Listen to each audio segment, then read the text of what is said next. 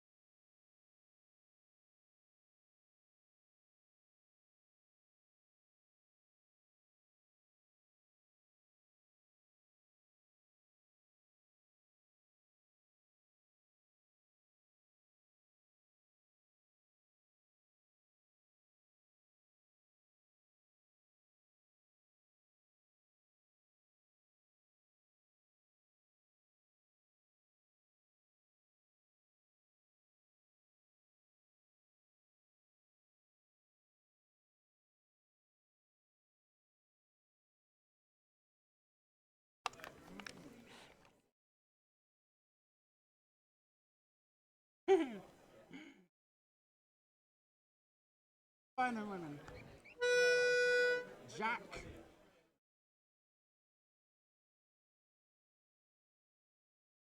And a special hello evening to all you truckers out there.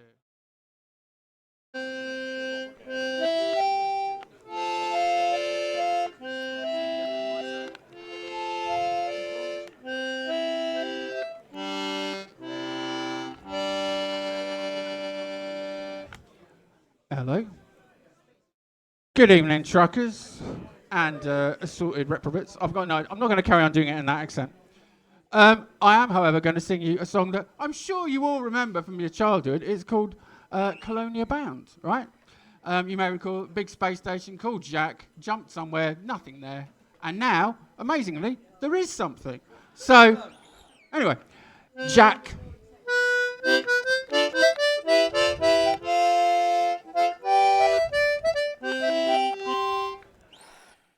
Jacques jumped into nothing, and now there is something, and where Colonia bound. If life in the bubble is causing you trouble, then be Colonia bound. I lost my job, I lost my wife, I lost my dog, I took a life. Abandon the rest of your trouble and strife, and be Colonia bound. If an imperial legate has told you to peg it, then be Colonia bound. And the whole federation gives you constipation, be Colonia bound. Feeling jaded, feeling wild, brigaded cause you ate a child. Come to be free, to be healed and beguiled, and be Colonia bound. If you spend all your chump change improving your jump range, then be Colonia bound. You want something more, modules only grade 4, then be Colonia bound. Leave Deckard Khan and Witchy Head, come try our engineers instead. Like this piggy-faced weirdo who fondles the dead. That was never proved. You be Colonia bound. So, if the thought of a Titan has got you frightened, then be Colonia bound. Have a beer, not a fear. Veer your carrier here and be Colonia bound. A bar that's full of witty scum who won't make jokes about your mum. And a shortage of places to buy tritium. You be Colonia bound. Right, well, no, you don't get off that lightly. Maybe I'm popping very badly, but no one really cares. So, if needing to slink off is all you can think of, then be Colonia bound. If you're feeling the itch for a megaship bridge, then be Colonia bound. Banned from bars, can't land on Mars, want somewhere where there's loads more stars. They're waiting for you with the Portland cigars. Actually, that lyric was originally different because, it used to be. Can't land on Mars, don't have the kit. Can't drink in bars, can't even sit.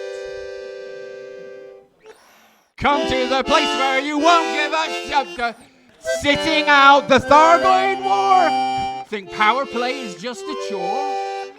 Don't want to take part in CGs anymore. You be Colonia bound. Okay. All right. Bless you. There are another 58 verses of that. This is the thing with Shanties. There are like 400 verses. I'm not going to bore you with the women and men of the PDES, but it goes on for a long time. The one song that I would love to be able to get people to sing is called Hall Moor. Again, I mean, these are all shanties that have been around since, some of them since the late 2800s. But Hall Moor is, it is a true shanty in the sense that it tells a story of how you land a spaceship and fuel up and go off. Okay. So the chorus of which is drop, dock and down. Probably not in that key. Turn the ship around. Fill the hold till bursting, 'cause we must haul more. Up, make the plot, come boosting out the slot. Frame shift driver charging, because we must haul more. That's how it goes. And why am I not singing it? No one knows. Drop, ducking down, turn the ship around. Fill the hole till bursting, because we must haul more. Up, make the plot, come boosting out the slot. Frame shift driver charging, because we must haul more. Oh God, I'm doing this very badly. Never mind me. Beryllium and pot, and give me all you got. The station's out there to repair, and I must haul more. Beryllium and weed, and give me all I need. The black can fill you with despair, and I must haul more. So I drop, dock, and down, turn the ship around, fill the hole till bursting, 'cause we must haul more. And up, make the plot, I come boosting out the slot. Frame shift driver charging, 'cause we must haul more. And CMMs and rum, this is why I come. My cargo's feeling empty and I must haul more. CMMs and booze, this is hardly news. We'll be needing plenty and I must haul more. So drop, dock and down, turn the ship around, fill the hole till bursting, 'cause we must. Thank you. Up, make the plot, come boosting out the slot. Frame shift driver charging, 'cause we must haul more. Indium and beer, this is why I'm here. My watch is far from over and I must haul more. Indium and ale, my mission cannot fail, and I cannot do it sober and I must haul more. Wait, no, sorry. No, indium and ale. No, not India pale. Yeah, I mean, I see, well, that's why I said Indian, because I thought it was just Indium and beer, like the ton of beer. Okay, 2 tons probably. Anyway, sorry. Semis, wine and cake, as much as I can take. I just feeling festive and I must haul more. Semis, cake and wine, the holidays are fine, and you don't need to rest if you will just haul more. So drop, dock and down, turn the ship around, fill the hole till bursting, 'cause we must haul more. Up, make the plot, come boosting out the slot. Frame shift driver charging, 'cause we must haul more. Last verse. Power cells and tea, but leave some tons for me. We'll be needing both of them if we must haul more. Tea and power cells, I've flown through 7 hells. My ship and back are broken, but I must haul more. So drop, dock and down, turn the ship around, fill the hole till bursting, 'cause we must haul more. Up, make the plot, come boosting out the slot. Frame shift driver charging, never mind the profit margin. Frame shift driver charging, take that bail and hit that margin. Frame shift driver charging, check the landing pads are largin'. Frame shift driver charging, 'cause we must haul more. Oh, thank you. Drop, duck down, haul more, never mind. Okay. My voice is knackered.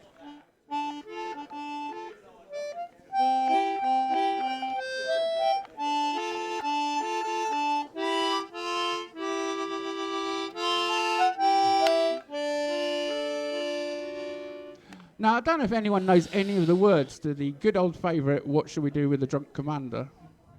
No? Well, yeah, that is very much a possibility. Yeah, Indian Pale Ale, we'll give them that as well. That would be bad. What shall we do with the drunk commander? What shall we do with the drunk commander? What shall we do with the drunk commander? Flying round the toast rack. Boost away and up she rises. Boost away, up she rises. Boost away, up she rises. Flying to the toast rack.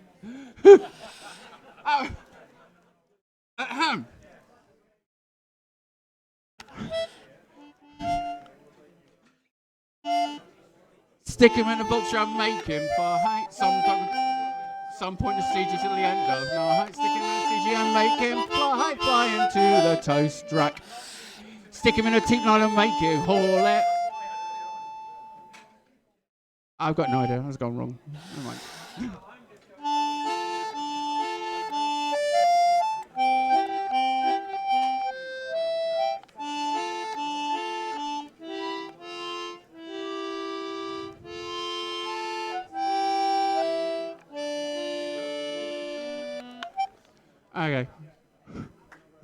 Bless you. Bless you. But honestly, never mind. This one is totally in pieces. But anyway.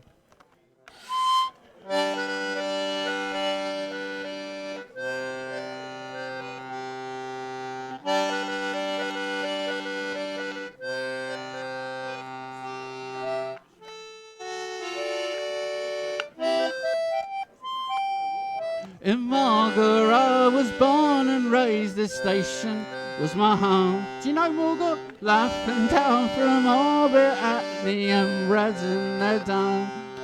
Why the hell they built it here? You'd have to check the log. A hole down Coriolis for 3 miners and a dog. We talked with some old rockhopper. We'd all drunk too much wine. The station, it was Romanex, the folly, it was mine. He said, lads, take my advice. There's diamonds in the ice. Baran, me boys. Baran, me boys.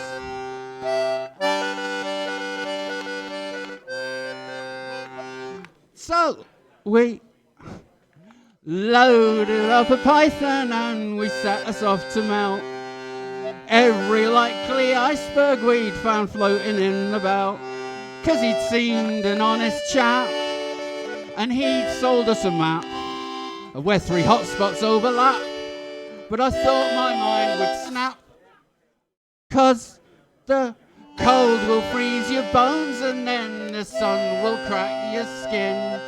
A million ways to die outside, just waiting to get in. As quiet as the grave, then you're deafened by the noise. In Baran, me boys, Baran, me boys.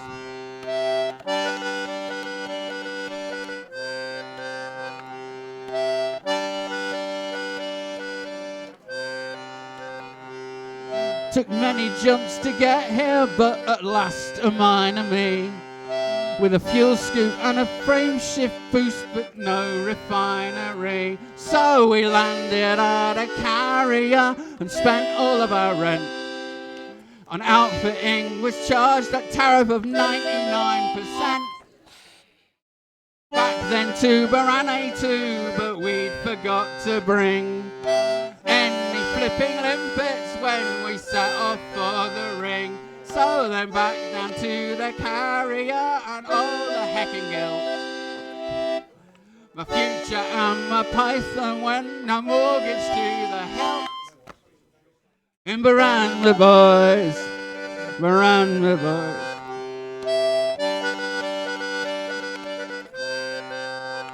You could never count the cost of my poor limpet's loss. And as the Cobas wailed, Prospector limpet failed. In Baran, the boys, Baran, the boys.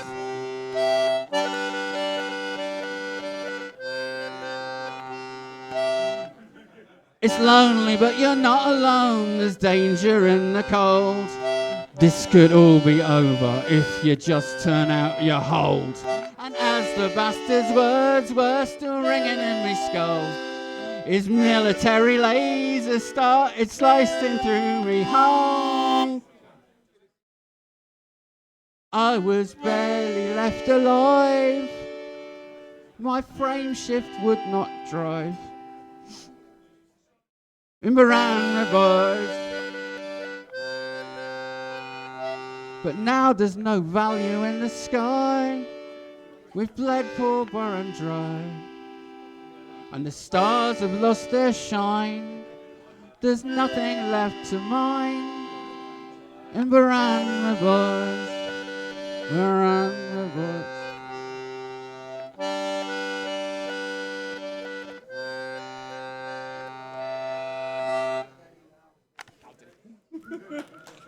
Thank you.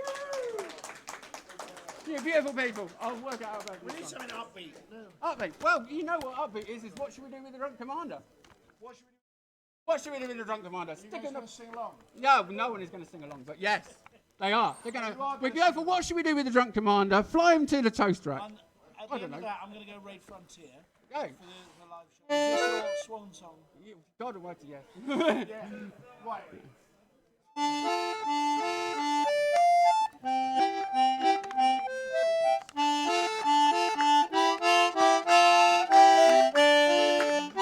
shall we do with a drunk commander? What shall we do with a drunk commander? What shall we do with a drunk commander flying into the toast rack? Yeah, okay. Put him in the vulture and make him fly. Something or other in the end of night. I've got no idea. Put him in the vulture and make him fly. Flying into the toast rack. And hoorah, boost away. And up she rises. Boost away. Up she rises. Boost away. Flying to the toast rack. It's simple fact. Okay. Put him in the... yeah, I got one. There you go. Put him in the T9 and make him truck it across the galaxy till he's had enough.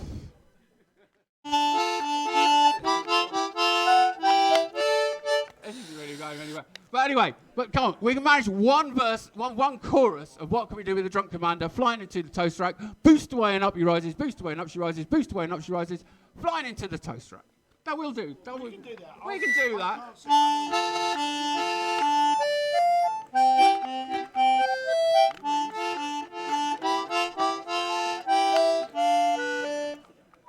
Flipping it.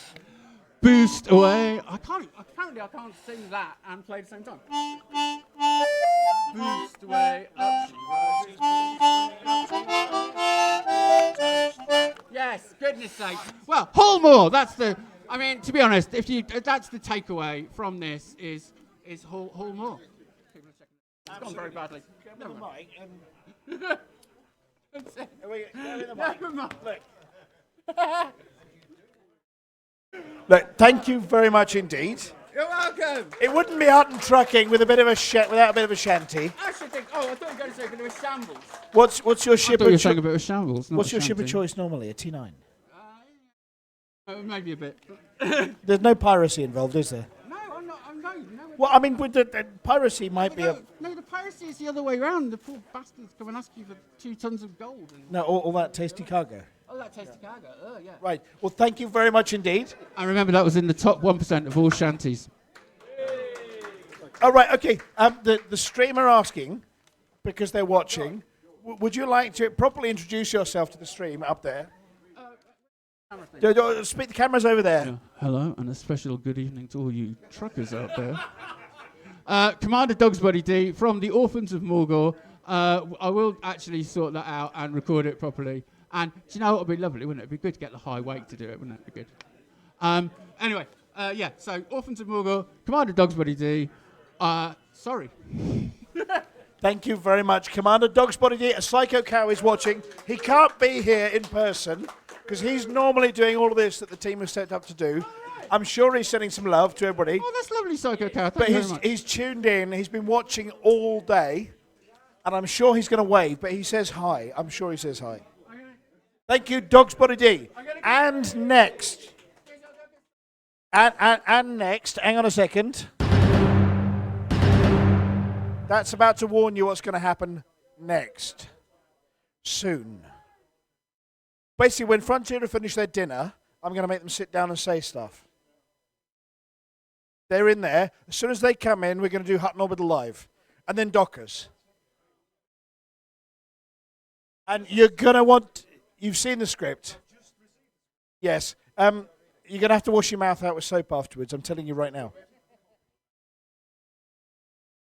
Right, and for those of you watching on Twitch, we'll take a small break while we wait for Frontier to finish their dinner.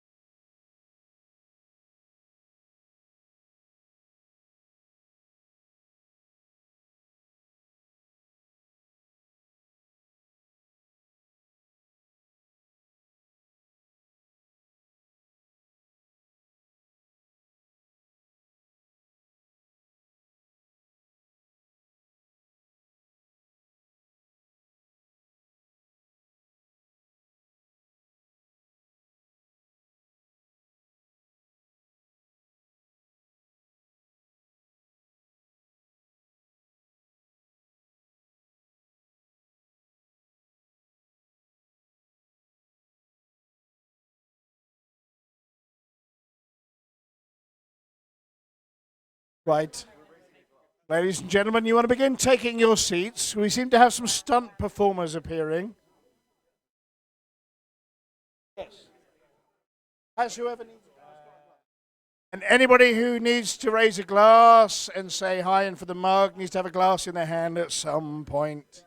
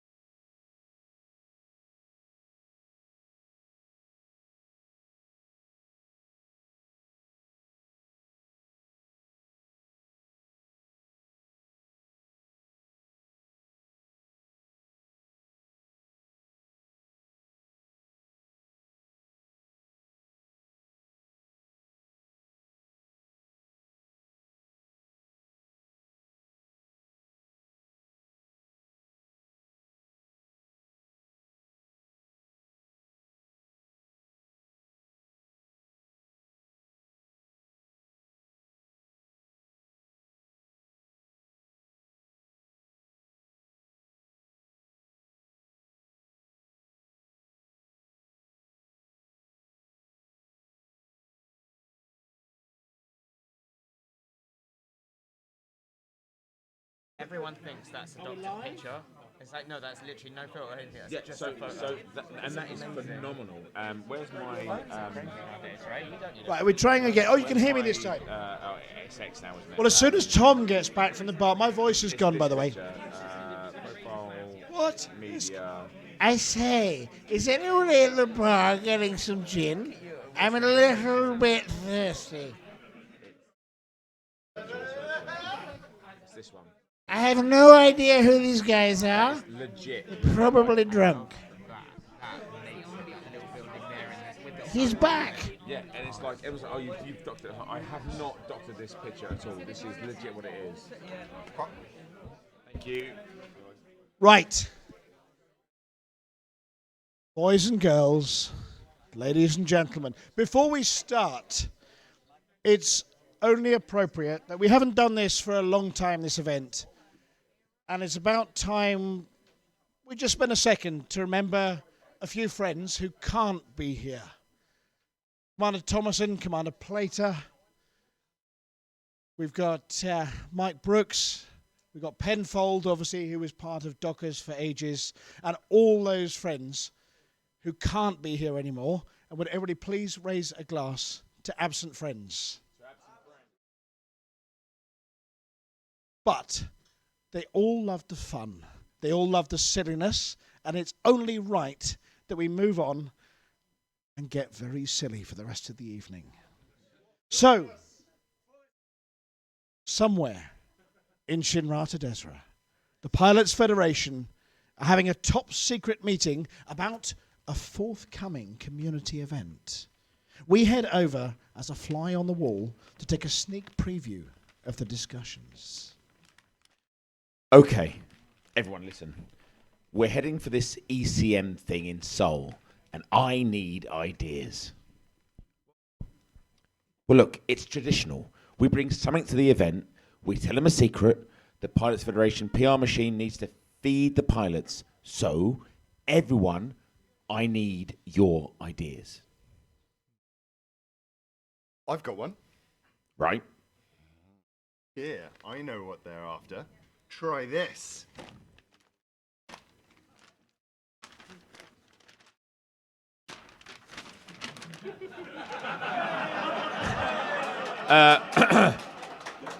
Tom.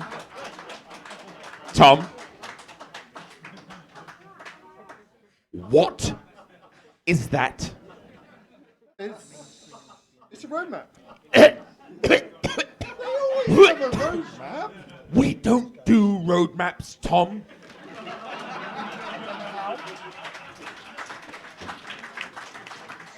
But they'll love this one. Tom, we definitely don't do that one. I've had an idea. I've been going through the salvage and found these. Seem to be power chargers. I thought we could maybe use some of these for a mini game or something. But I'm having trouble coming up with a name for it. It involves power regulators and playing. Darren, we are not going there. We are not mentioning power or play in the same sentence. Don't we normally get Dom to do this bit? But he's not here. He was. He was. Pay attention. It's very serious. He was defenestrated. Fenestrated. That's it. What he said. That's easy for you to say off. Okay. It was out of the ground floor window, and it was open. He's now outside playing on the grass. I think he's playing with racing cars, or dinosaurs, or something. He keeps shouting, multi-21, and Seb is faster than you. Bang up And to every date. time he packs up, he starts shouting, box, box, box.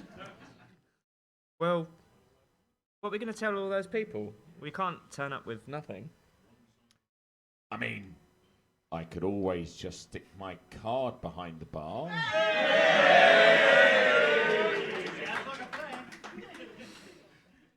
And on that note, thank you very much, Frontier. Thank you, everybody. Cheers.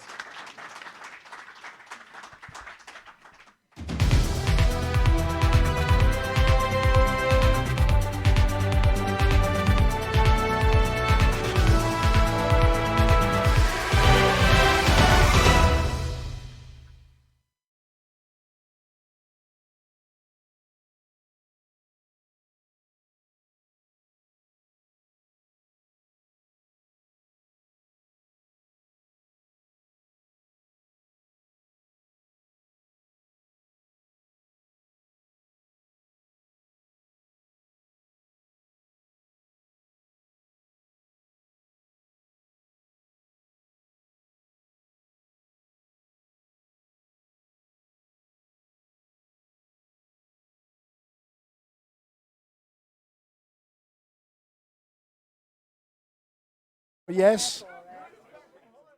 You haven't got the hair for it, but you're also called Fuzzy Duck.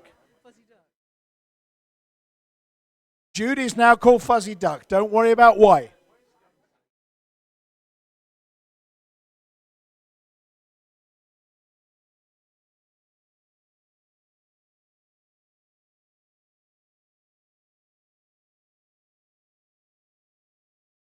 Put this down here, is that okay? Yeah. I know there's a bit of...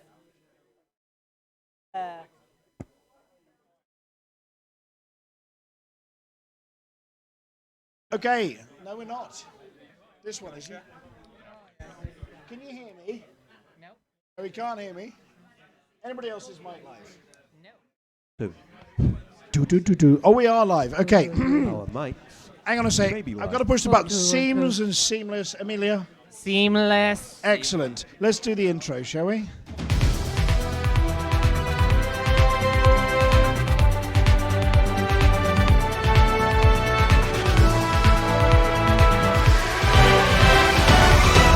Good evening, and welcome to Hutton Orbital Live from ECM. I might occasionally be known as Rudolph Hucker. I'm Wilma Fingerdo. I'm the apology officer. I'm Juan Care. I'm Norma Snockers. Sandy Crevice reporting for duty. And assuming you can actually hear us at the back, it's time for the headlines. I got that bong wrong, didn't I?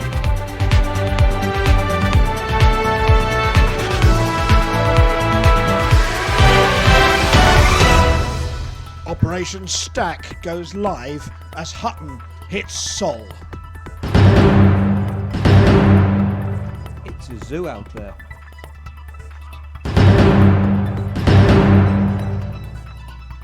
That's you, Jude. Jude says we head out to the Hutton roving war reporter. What? Okay, we've stuffed that up because I'm an idiot. Seamless. We're going to go back to the beginning. Seamless. I'm always the first one, and it's confused me now. Right, we're going to pretend that didn't happen. Hang on a second. It'll be Amelia. fine in the edit. 1, 2. Right, Amelia. Operation Stack goes live as Hutton hits Sol. It's a zoo out there again. We head out to the Hutton roving war reporter. Oh, it's me, Hutton Commander in Nap Snap Trap. Apology officer tries out the yellow beepy cars. Arrest warrant for Mr. Shouty issued after Too Hot, Too Messy mission leaves commanders with very little time.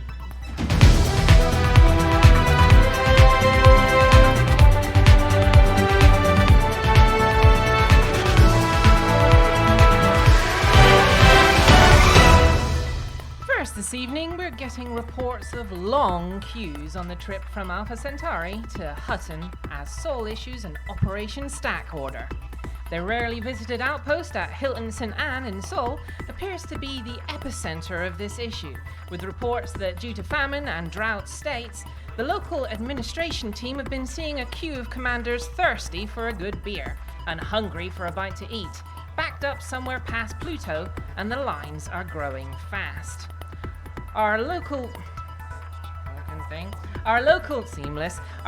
news teams have reported long queues for the burgers, a concentric ring of commanders going round and round and round in the hunt for something meaty to stick between their buns. Other reports are coming into the station that due to a shortage of real ale, the outpost has resorted to passing off something called American Pale Ale as a proper drink. And the queue of people wanting to talk to the event organizer about the absence of bicep-increasing, hairy, chest-enhancing, flavor-filled Giza beer has reached epic proportions. The only people who aren't in the queue appear to be the Hutton Vegan Society, who have queue jumped and bagged their handmade, grass-fed, vegetable-heavy special plate of nosh in double quick time whilst everyone else was waiting for the traditional barbecued Galactic Region 18 woolly double L containing tree rodent. There are reports that there is a campaign to relabel Hutton Orbital from a small little station full of people enjoying a nice mug of Centauri Megagen to a zoo. With Alvin having recruited his latest security team member, Bodhi, to bark at passing wedding barges, Sandrine patrolling the corridors with Mooncake the Bengal tiger, and a few Hutton truckers who are attempting to pass for a Sasquatch, the petitioners have put forward their proposal that this allows the station to qualify as a menagerie. I thought you needed 3 people for that. Now, you're thinking of something else entirely there, Mia. Oh, well, that's disappointing. Anyway, we contacted the Pilots Federation for comment, but Sally only said beep, beep, beep. And now, an outside broadcast from our newest radio team member, Fuzzy Duck, reporting from a war zone somewhere. Yes, I'm here at the site of what appears to be a war zone between the Thargoids and the Guardians. I can report that as of yet, no shots have been fired. There are quite a few small walls, a little bit of pottery, and I'm sure that I've just seen Tony Robinson and a GeoFizz team getting all excited over a relic. Back to the studio.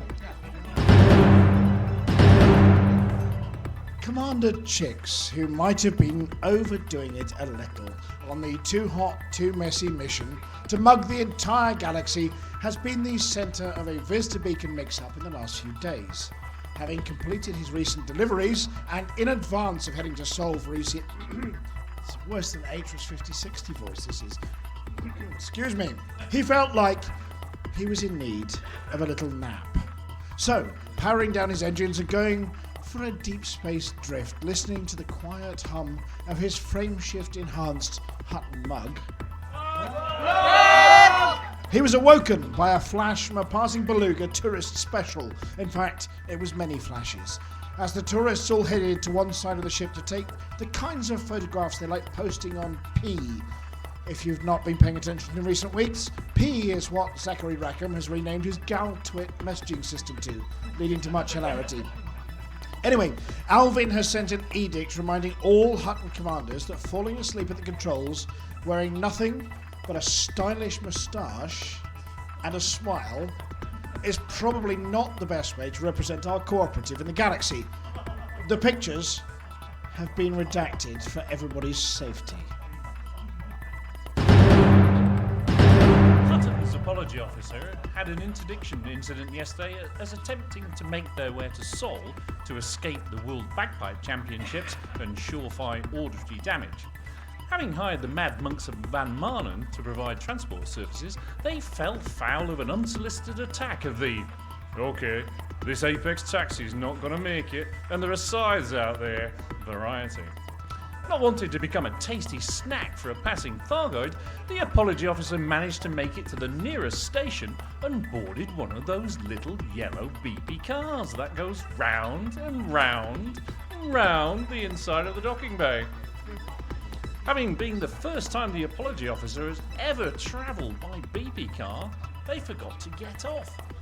They forgot that in order to get off, they needed to push the little bell. And it was more than a little while before Commander FTM Mustang tapped the apology officer on the shoulder and suggested catching a train instead.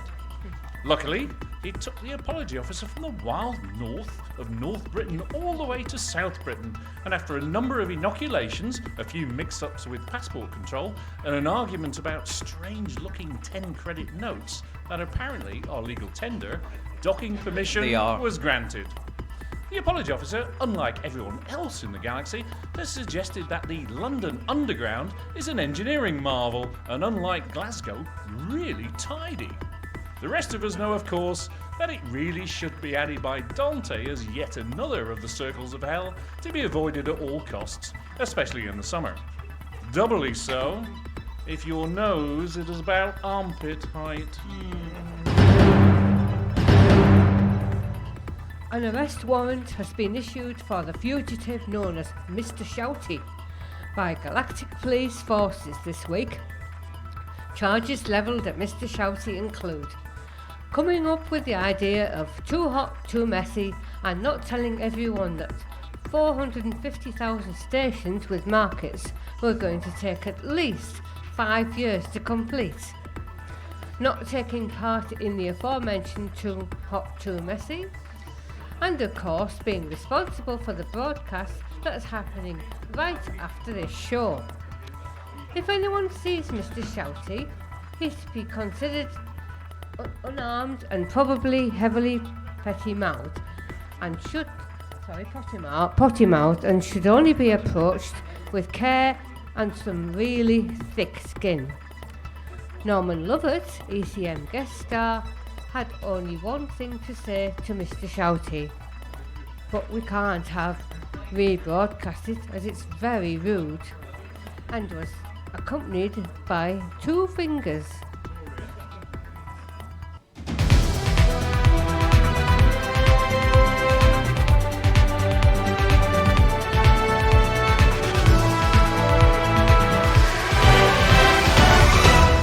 Thank you very much, everybody. And now it's on to the bantery bit. So, the Frontier live stream this week. Did you all watch it? No. But, no, hang on a second. It's supposed to be this week, I'm sure. Yeah. It was moved to the 31st of August. Well, they're waiting for the news from this event, so that's absolutely fine. So no live stream. And we've all been here, which means we've got absolutely no idea what is going on in the galaxy. Anyway, I'm joined on stage this evening by the Litho Breaker, the man with all the power and the internet. And no buttons. And no buttons. We are joined by Commander Chicks, who is taking a couple of days off from Too Hot, Too Messy to allow Waller81 to catch up a tiny bit. In his dream. We're joined by Amelia, who does indeed have a Bengal tiger hiding in her bedroom. Mug. Mug! We're joined by the apology officer, who this year appears to have nothing to apologise for yet. I'm sorry anyway. And of course, everybody's favourite, you're the favourite, Flossie. Everybody's favourite, especially the Pilots Federation favourite.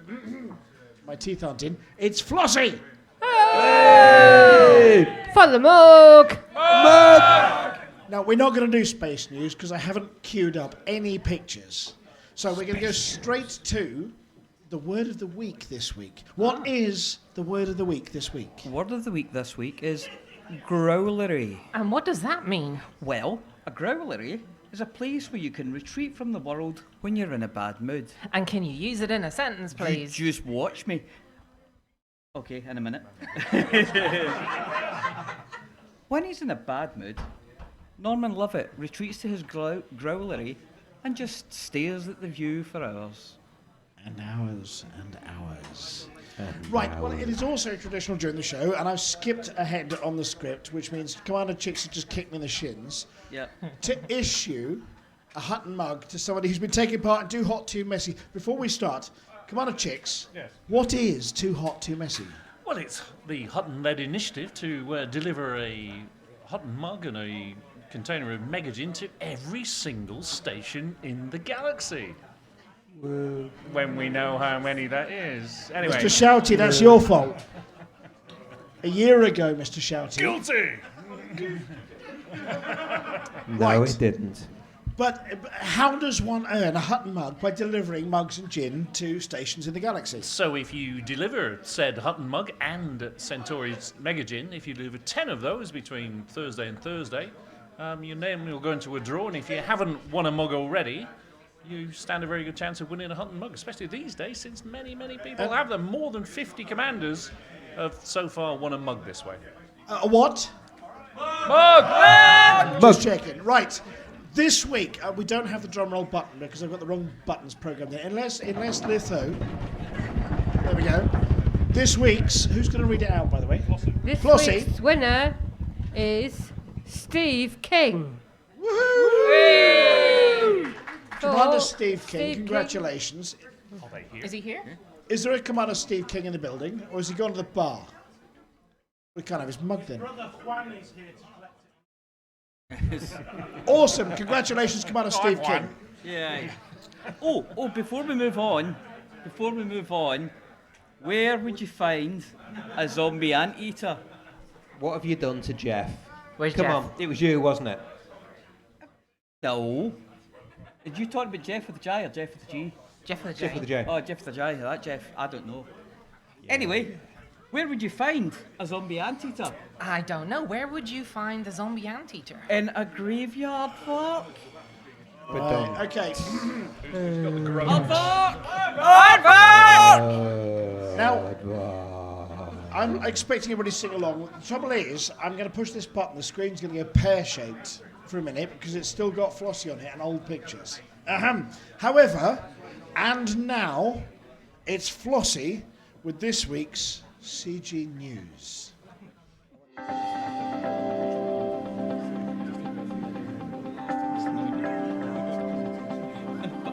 It's Flossie. It's Flossie.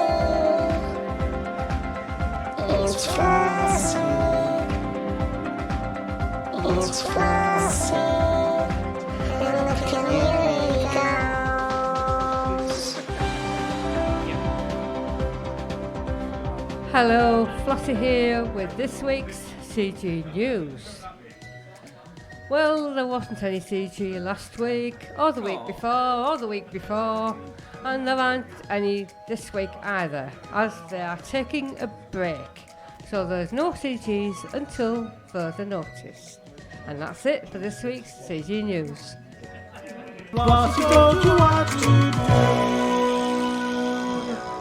Thank you very much, Commander Flossie. Of course, apart from the CG that Commander Valkyria, are you in the room? Yes, The CG, the CC CG that you organised, Commander Valkyria.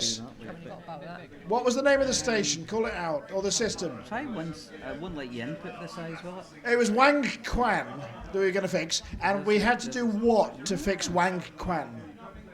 Absolutely nothing. And how is that going? You want it all on the screen so we don't need to scroll across. And do we know when it's going to be fully back online? Shit, what's that? Do we have a Shay Blackwood here? Right, okay. So we're going to have to ask Commander Shay Blackwood as to when it's going to be back online. But the CCCG, to do absolutely nothing to bring a station online, is going incredibly well. Other than that, Commander Witherspoon. Hello. And Commander Beetlejude. Hello. That's going to be a challenge. I'm going to push a button to do a thing on the screen, but you've got the magic buttons. Magic buttons. Right. And now it's time for the Galnet News Digest.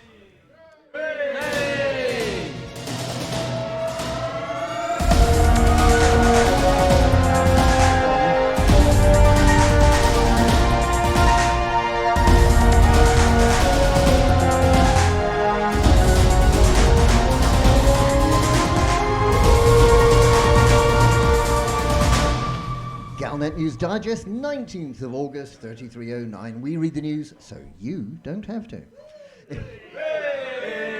In this year's news, from LaveCon 3308 to ECM 3309, all the news seems to be about Thargoids. Let's talk about all those Thargoids.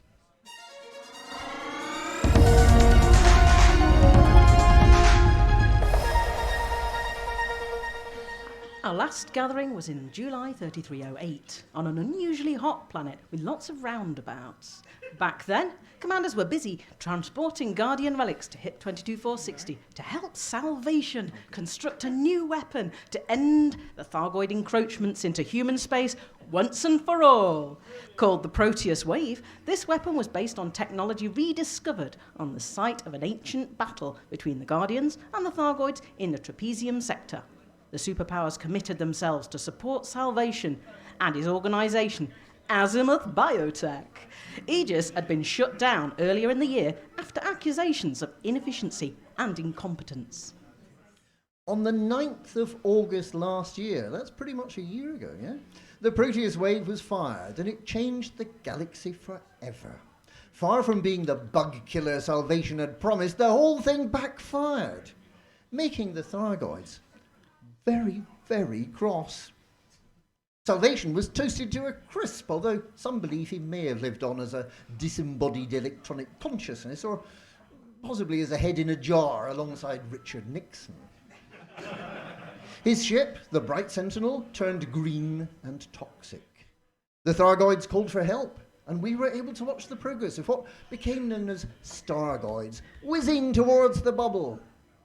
Peace activists built a megaship, the Kingfisher, to go out and say hello to our new celestial neighbours, but the Thargoids weren't having any of it.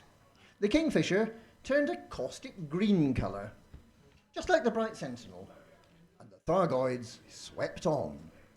The first of the Stargoids reached the Hyades sector FB-N B7-6 system at the end of November, and it transpired that the Thargoids really were quite cross. A number of systems close to the Maelstrom Tyrannus were taken over by Thargoids, and the human populations were killed, captured, or displaced. 7 more Stargoids followed, and by the end of the year, we had 8 so-called Maelstroms to contend with. But it was all right, because Vista Genomics randomly decided to massively increase the payout for Dyson scanning xenobiologicals, which gave the most sensible commanders a good reason to leave the bubble behind.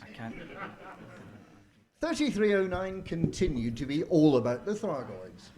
There was a bit of a fuss in the California Nebula when Archon Delane tried to oust the Alliance, but it turned out that the Alliance was far better at guerrilla tactics than the Pirate King. The Imperial Mother felt a bit under the weather. And the federal election to replace Zachary Hudson got underway. Little did we know that the election would be postponed by 6 months or more. With Hudson ineligible to stand for re-election, the odds-on favourite remains Shadow President Winters. Although the wise money is on the write-in candidate, Commander LCU No Fool Like One. We'll probably find out next year. With the superpowers realising that perhaps salvation hadn't been all that good after all, Admiral Tanner was pardoned and Aegis was set back up. It gradually developed the technology to get pilots to the heart of the maelstroms, one painful step at a time. When we got to the middle of the maelstrom, we discovered a very big Thargoid ship. A very, very big Thargoid ship called a Titan, leading immediately and inevitably to calls for commanders to be allowed to pilot the Titan themselves. Other than picking the Titan's nose for biological samples, there doesn't seem to be much we can do with them yet. But Aegis is allegedly working on something we can use to humanely persuade the Titans to go back to the Col 70 sector where they belong. All this time, there was a war going on. It took us time to realise that the best way to head off the Thargoids was to disrupt their attempts to scout out alert systems. We finally realised what we were doing wrong when some very nice people from the Pilots Federation stopped dropping subtle hints and instead spelled it out very slowly and carefully in capital letters. And someone else kindly limited the number of new alert systems each week to 40. Since the middle of May, we've been slowly driving the Thargoids out, which may be why the Thargoids have recently deployed barnacle matrices, which make systems invulnerable to our attempts to oust the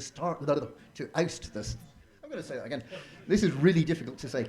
In our attempts to oust the Thargoids. Thank you, Jude. With no alert systems turning into invasions, some of the more enjoyable anti-Thargoid combat is temporarily unavailable. But we can now take missions to power up settlements in Thargoid-controlled systems, something that makes the Thargoid bloodhounds, the revenants, very, very cross indeed. The Thargoid megaship, the Dedicant, went missing in June, but it's all right. We found it again. Like the Bright Sentinel and the Kingfisher before it, it had gone a funny green colour. But this time we were no bodies. Those who had been on board became the first victims of the Thargoid scythes, which collect human beings, possibly to keep in the Thargoid zoo. And now we seem to have come full circle with another ancient Guardian Thargoid battleground discovered. Will Disembodied Salvation use this new site to come up with a design for Proteus Wave 2? Will we fall for his smooth patter a second time? Will Aegis come up with a way to shift the Titans? Will Vista Genomics realise they're paying void opal prices for the biological scan data? Will the Imperial Mother make it to 3310? Will the federal presidential election ever happen? Come back next year and we'll let you know. And that's this year's Galnet News. Galnet News. We read the news, so you don't have to. Mug.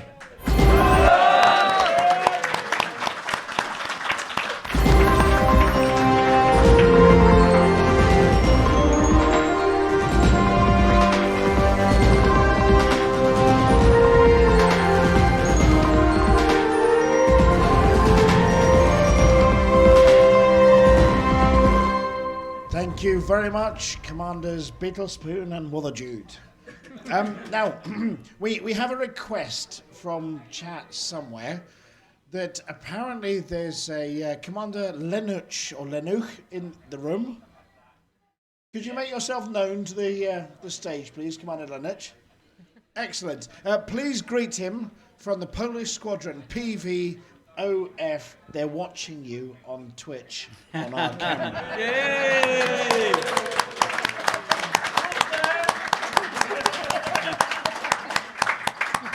Give him a wave, that's it.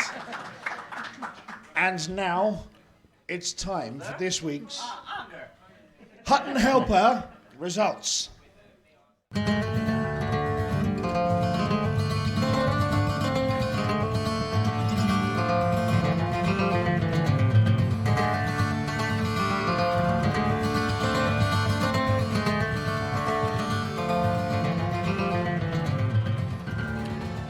welcome to the Hutton Helper Results. The Hutton Helper Results are sponsored by the Hutton Helper, the only third-party resource to come with a free bag of Antarius Fusion's patented Naga Chili pork scratching dust for the sophisticated palate. This week we have the following events: the Road to Wokingham Shield, the Norman Lovett Autograph My Arse Cheek Shield, the Dinner in the Secret Garden All-You-Can-Eat Challenge, the Riot Squad When the Bar Runs Dry Deja Vu Trophy, the Late Night Dockers Survival Challenge, the Going Home with an Armful of Raffle Prizes Extravaganza. So, get a comfy seat and do not adjust your ocular implants. The apology officer really is that little. The Hutton Helper results are: the Berk jumped 49,000 light years to come first in distance travelled. Fish 1138 sold 16,000 tonnes of cargo.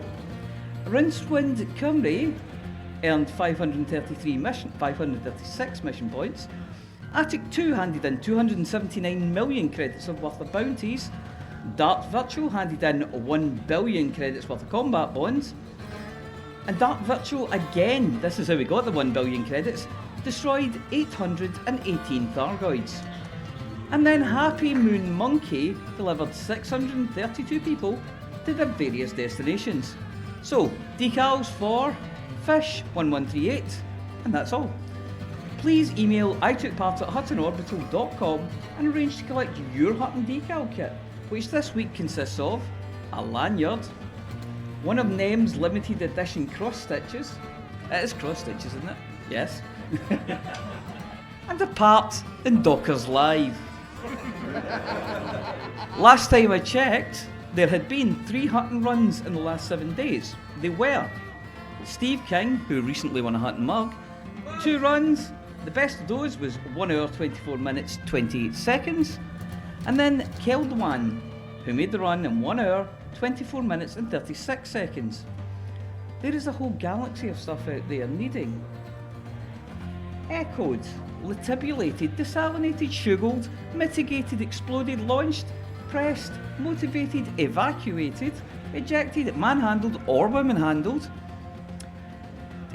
deliquesced and then smeared, emphasised, bundled into the back of a taxi, holler, lasered in the face, snuffled, flip-flopped, mistranslated to and from Scottish, frothed, chilled, mugged at gin, wrapped up with a pretty bow, ship shot, rescued, stewed in their own juices, battered and deep fried, dead dropped, destroyed, bought, phoned in, squeezed, inflated, patched, liquidated, evaporated, smelled, licked, defenestrated, discombobulated, recombobulated, mutinied, finessed, masturbatored, headbutted, eviscerated, compressed, enveloped, strained, fermented, murderised with an S, interrobanged, upcycled, violently downcycled, disallowed but then reallowed after consulting VAR, loved, adored, meowed at, and repeatedly cherished, raffled and probinated. And you can earn yourself a very fetching Hutton decal for doing it. To get involved, you just have to go to hot.forthemug.com and download or sign up for the spectacular Hutton Helper, available in 3 gregarious formats. Let's face it, anything has to be better than not being in the big room at ECM. Speaking of which, let's back to the big room at ECM.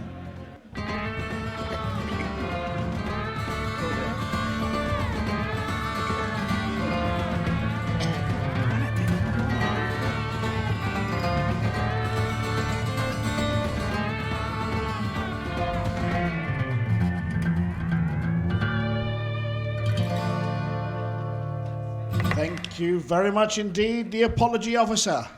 Right, it's now time for the end of the show bit. Now, traditionally, Amelia... Yeah? Oh no. You may have noticed Little Grey, who's been our awesome sound tech, along... There've been 2 sound techs. Where's he hiding? Please, everybody say thank you to our awesome 2 sound techs.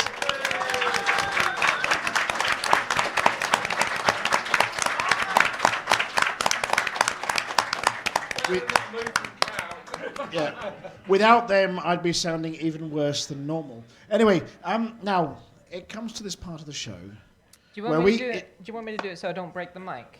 I'll just do it without the mic being turned on. You might want to leave. So what I normally do, Amelia, is I actually turn you down on the output, so that it might hurt my ears, but it doesn't hurt their ears. So we're going to issue a warning right now. If you've got earphones in, if you've got headphones on, if you're of a sensitive disposition, easily startled or anything else, please lift the earphones away from your ears, step back from the speakers, and be prepared. I don't have the alert warning, but awooga, awooga. It's the awooga waltz.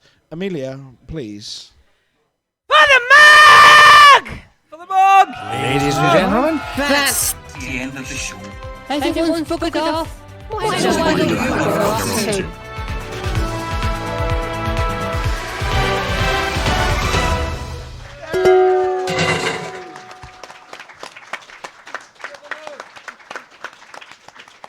And now it's time for Mr. Shouty and Dockers.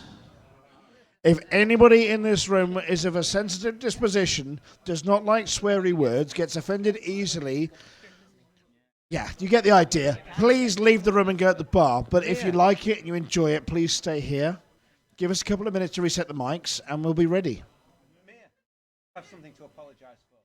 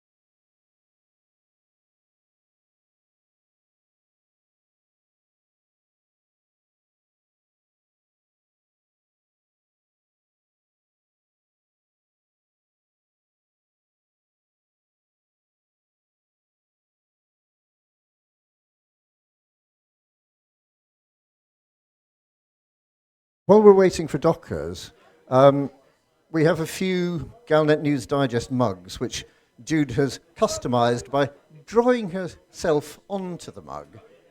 It's only about 10 of them left, so if anyone would like one, you can either come down or I'll get one to psych it.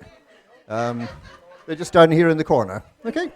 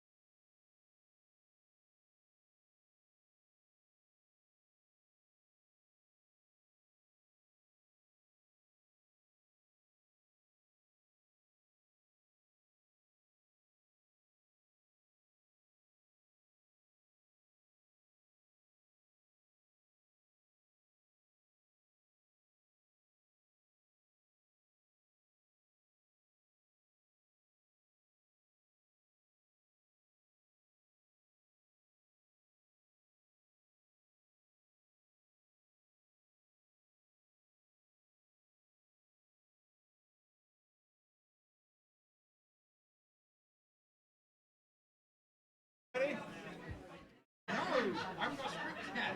I have no idea what I'm saying. You can wing it. You'll be fine. Have you got a microphone? No microphone. Where are you two going to sit? We're going to presumably get round here and take squeeze in there. That's the only way I can see we're going to do anything. What we can do is we can swap this over. Yeah, have the radio. It's on, so you just need to click it up the one screen and click it down. And there's two cases. Two case windows. Yeah, I think so. I mean, we're in a half fast. I thought you were going to tell everyone. Right, bring a chair over.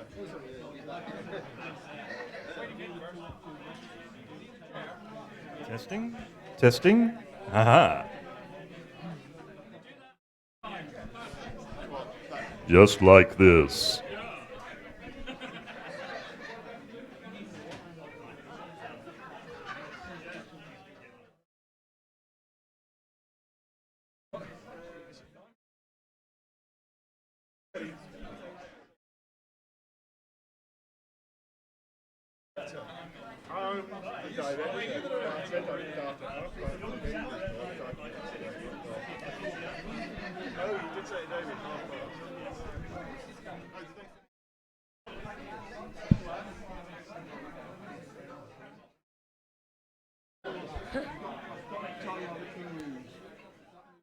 One square in any direction. So now you know what you're going to move. I don't know why you felt the need to tell you that, but you probably had that in your head for the last half an hour.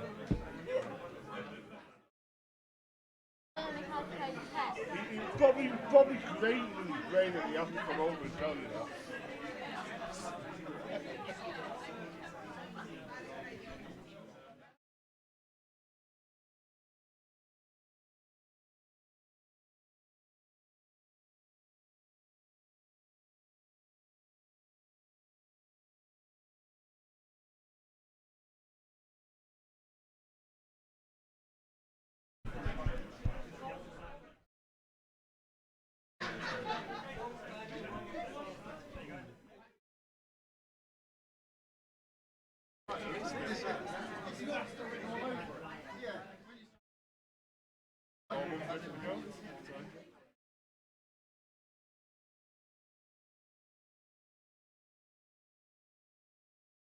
They're just reading the script for this.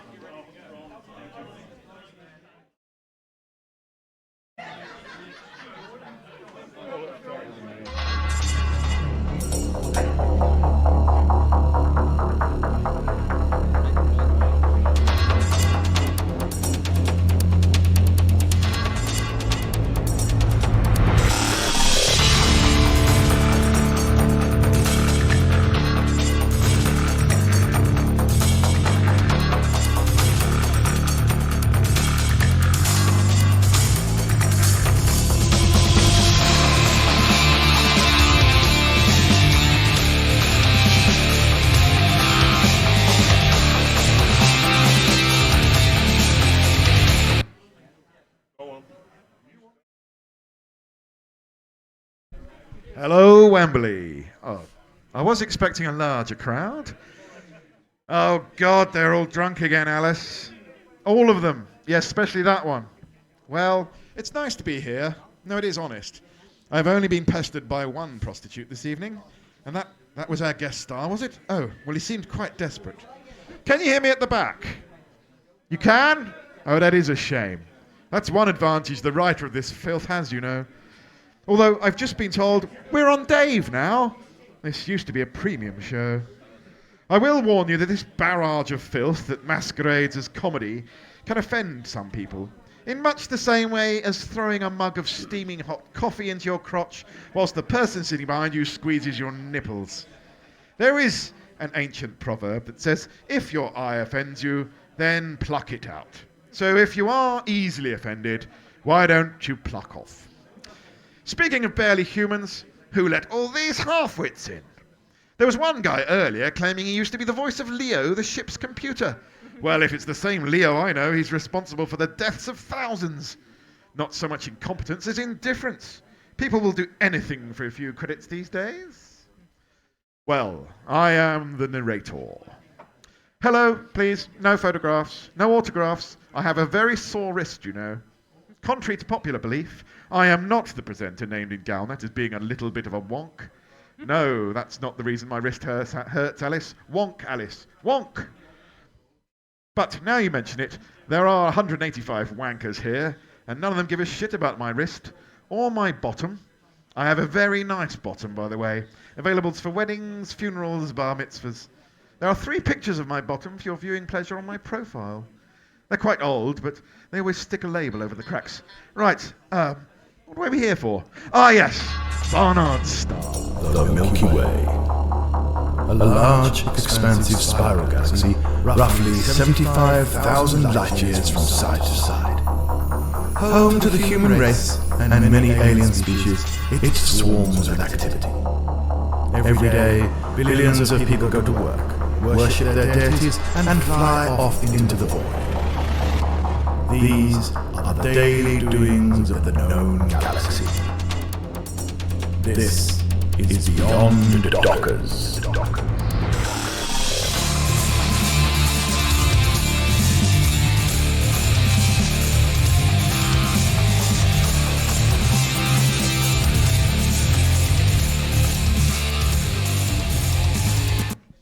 It is the year 3309. 4 years before the Great Realignment. Oh yeah, Prime Directive, sorry. 3309, 4 years after... Alice? Who came after the Great Armadillo, Alice? You know who I mean? The large one with 4 tits. No, male. Yes, yeah, him. Yeah, around the time that Professor Palin started screwing around with the Thargoids. Thargoids, that's it, Alice, the Thargoids, remember them? Lovely, cuddly, tasty ammonia Thargoids. Ah, well, it was another time. Well, 4 years after Thargoids started appearing and humans slaughtered them in their thousands for fun and their tasty meat, we join May Swallow, owner of the largest purchaser of fresh and dehydrated Thargoid in the galaxy. The fastest food restaurant to ever have existed, both in delivery speed and exit speed, McThargoids. May Swallow has had a long shift at McThargoids, spending most of it cleaning out the assistant manager after a misunderstanding of the phrase, fully insert cartridge and punch to use. We join during an altercation with a customer over the quality of their McStiffy.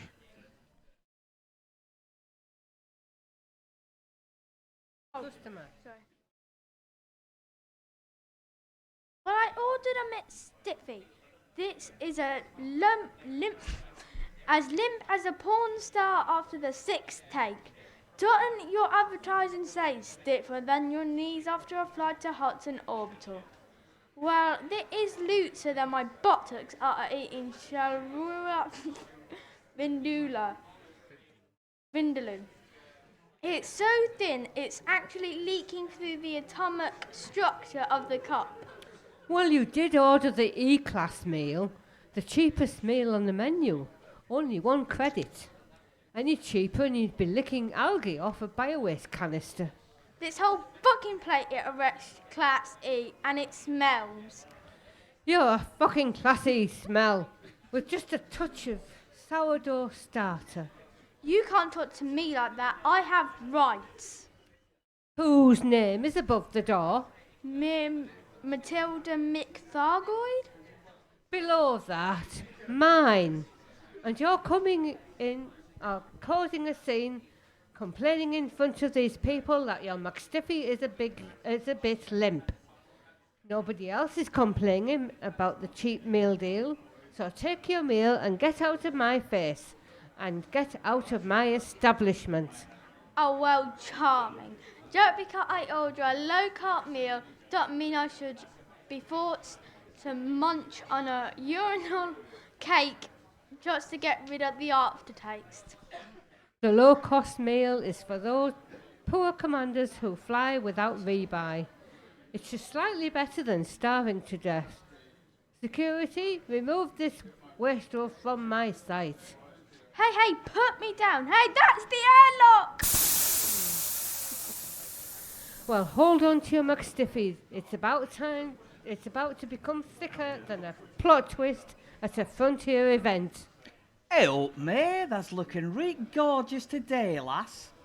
Fuck off, you slimy arsewipe, before I stick this McStiffy right up your chuffer. You all right, mate? You seem a little bit aggressive today. Oh, it's just been complaint after complaint today. I need a vacation from this place, but there's just so much to do. It's even worse since we got that lawsuit for Betty pumping off the lines before screwing them securely. I remember that day. Finn kept going up for refill after refill all morning. I must admit we did good business that day, but without Betty, here it's all hands to the deck. Has it gotten that bad? Oh, you said deck. Yeah, well, why don't you just close up for the day and take yourself for a nice holiday somewhere? Oh, I can't close the restaurant. We pride ourselves in Barnard Star of being open 594 days a year. Well, why don't you take it up with David? You're entitled to a holiday, you know. Oh, you know what David is like. He'll complain he has to get someone in from another star system that doesn't know when the sums come up, or how to make his triple stiff raspberry gothic, half llama, half weasel, and a heliotrope swirl. Who has half weasel? Gopher what you want. Yeah, he's a cunt, but he's a lawful cunt. So he will Ramon. But I tell you what, mate, I'm on my way up there right now. I'll have a word. Ta-ra, catch you later. Oh, fuck off then, see if I care. I mean, good luck, Jack. Oh no, Tina, when I said stick one breast in the fryer for later.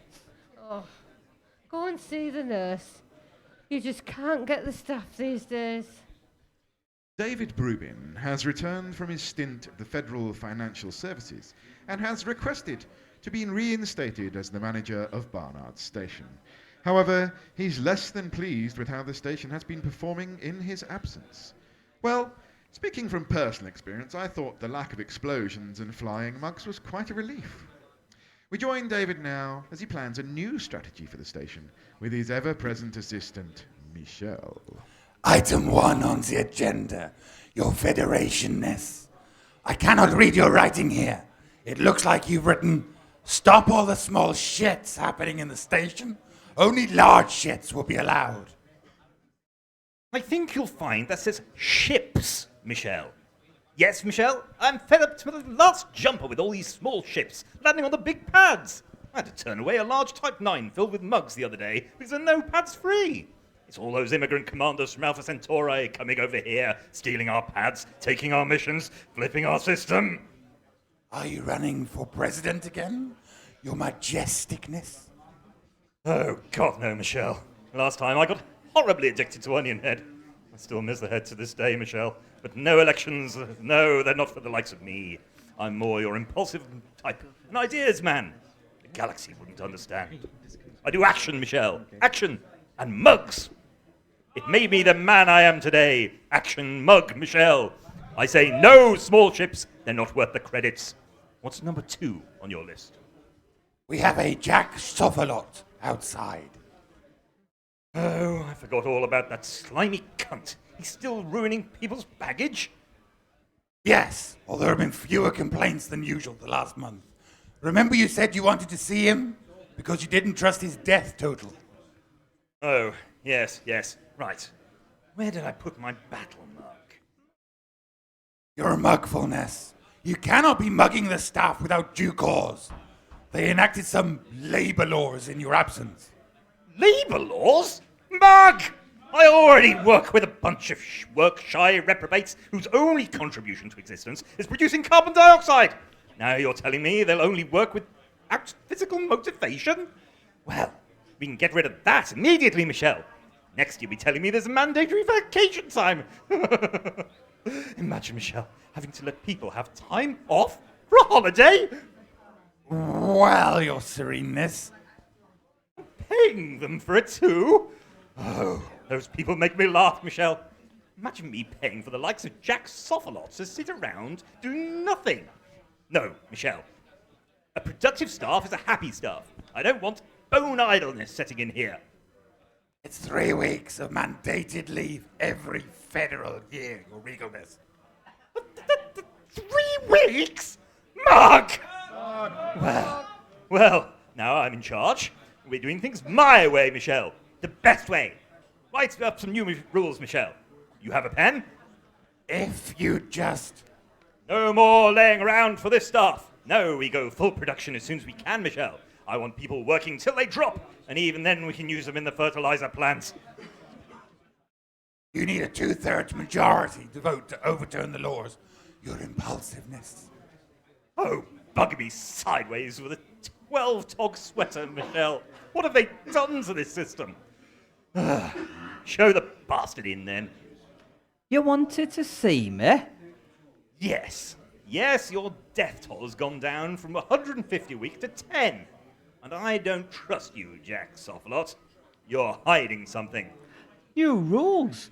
I don't have to report any deaths that are not the fault of customs and handling. It saves so much time and effort. I mean, it's hard when you have to collect all the pieces of someone and try to determine how many people were on board the taxi before it exploded in the tow strike. Yes, well, just to be safe, I'll add a 0 to the end of the figures. I know your body counting method. I remember the incident with the man you wrote up, which had 6 willies and 4 sets of teeth. I'm telling you, that was one person. Oh, and I have something else for you. May Swallow. I didn't know she was yours to give. One day she will be, I tell thee. What does that prehistoric dingbat want now? A vacation to a luxury spa. Vacation? Mug! She barely works as it is. Last time I ordered my triple stiff raspberry gothic, half llama, half weasel with a heliotrope swirl, she forgot the llama! Have you ever tried it without the llama, Michelle? Yes, it might as well have been a vegan porcupine, jalapeno frothy with a spritz of toad. Disgusting! Besides, who's going to run with the Thargoids? Mug! I told you, Michelle. Lazy and unproductive. There's only one cure for laziness, Michelle. A good old flogging. Tie him to the rack. I'm not sure this is in the rules, Your Regalness. I'm not sure we can tie him to the rack anymore. I'm not sure we could legally do it before the rule change either, if I'm honest, Your Regalness. Fine, I'll do it myself. Come here, you little shit! No, there's no need for that. Ah! Due to acts of mug-related violence and screams of an unholy nature, we are unable to show the resulting flogging by mug of Jack Sofalot. Suffice to say, he passed out after the 20th mug. Bit lame if you ask me. Some people would pay good money for this. $35.99 last time I checked. I mean, I wouldn't condone this type of behaviour. Well, not without solid safe words. Now, not that I know anything about that. Happy birthday. Sorry, force of habit. We rejoin the action just as David is finishing up. Alice? The rack, Alice. Bring the rack.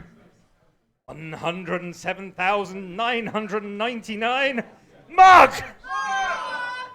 107,990. Oh, bugger. Michelle, I've lost count. Michelle? Huh? What? 2 large ones with pepper, please. Oh, sorry. Are you done, Your Whippityness? I guess so, Michelle. This tin mug looks more like a discus now, anyway. That was a fart. He appears to be still alive. Oh, that's a shame. Still, he's got a 3-week vacation to recover. A couple of progenitor cells, he'll be back to being an annoying cunt soon enough. I guess it's a bad time to ask for 2 weeks for Finn. Meanwhile, in the star system, in a star system, not a million miles away, but trillions and trillions of miles away, or 15 minutes by star taxi, the monks of Van Manen's star celebrating the opening of their new business venture, Van Manen's Spa. a luxury 5-star experience with exquisite treatments. One such treatment is the Enlightened Exfoliation, where an exquisite concoction of bio-waste-derived minerals and space enzymes are used to gently exfoliate and renew the skin, leaving you with a penetrating aroma and a healthy tan. Sounds a bit shit to me. We join Abbott Boys as he welcomes the first paying guests. Dear esteemed guests, brothers, honoured beings from across the cosmos, welcome to the inaugural ceremony of Van Marnen Spa. Today we embark on a journey like no other, where relaxation and cosmic enlightenment converge.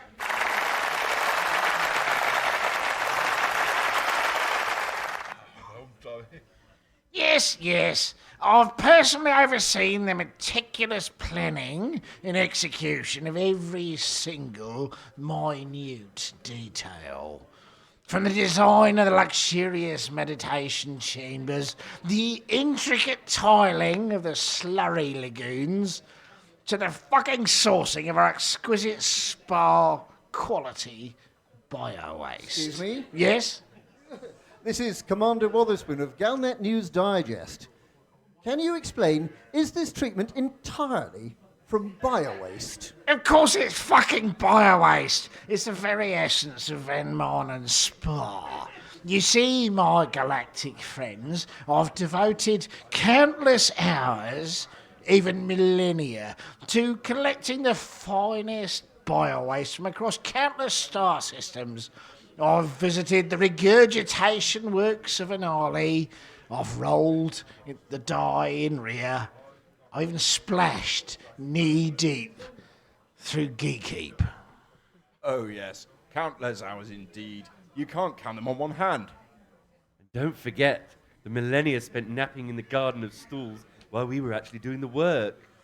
Who was it that waded into the slurry mines of Cowden? I'm sure that was Brother Turdus. Remember he had to get his feet grafted onto his head for a fortnight after that incident with the dark matter? Or, oh, heads up, he's giving us that look. Ah, yes, my devoted disciples, of course. They played an extremely small, almost unimportant part in this grand vision of mine. Make no mistake, it was I who laid the fucking foundation and planted the solids of this spa. But let us not dwell on these minor details. Today you will experience an unparalleled journey of cosmic rejuvenation. And you shall thank me, the shining fucking light behind this beautiful spa, later. Or like a flickering candle in a blackout. I now declare this fucking magnificent spa open. Oh, yes. Thank you, oh great Abbott Boys. We're not worthy. We're not worthy. Please beat a dog.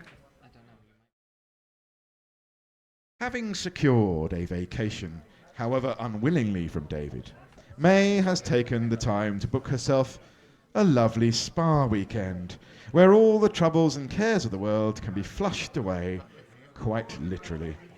I remember when I went to a spa for a weekend once, overcooked it on the Eau Rouge and ploughed into Radion at 185 metres a second.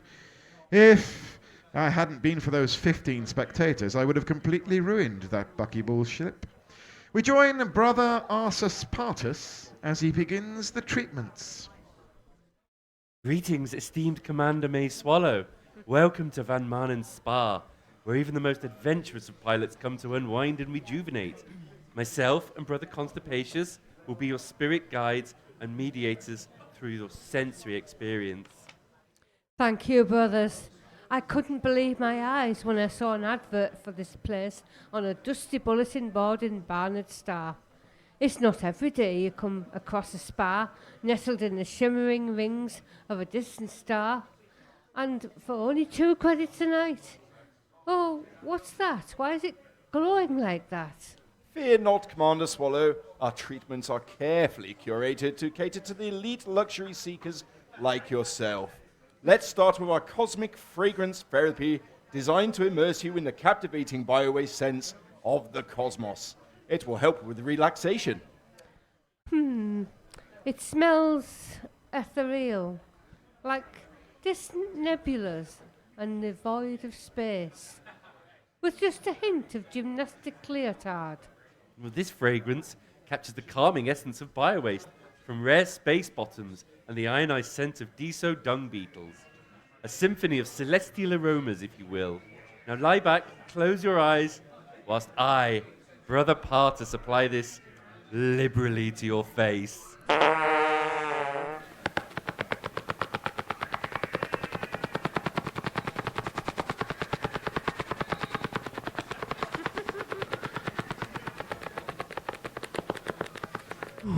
Oh, that's surprisingly warm. It's oddly soothing, like floating through a septic tank. Exactly what we aim for in Van Marlen Spa. Relax yourself as it penetrates your pores and fellatios your follicles. Now, shall we proceed to our galactic sludge bath? It's a firm favourite among our older guests. Galactic sludge bath, huh? That sounds interesting. Wait, are you calling me an older guest? I'll have you know I'm still a sprightly spacefarer with many more light years to explore. Our galactic sludge bath is enjoyed by spacefarers of all ages, experience, and light years travelled. It's not just for the esteemed, but for anyone seeking the delights that the slurry of distant stars can bring, including the young and the more well-seasoned. Seasoned, you say?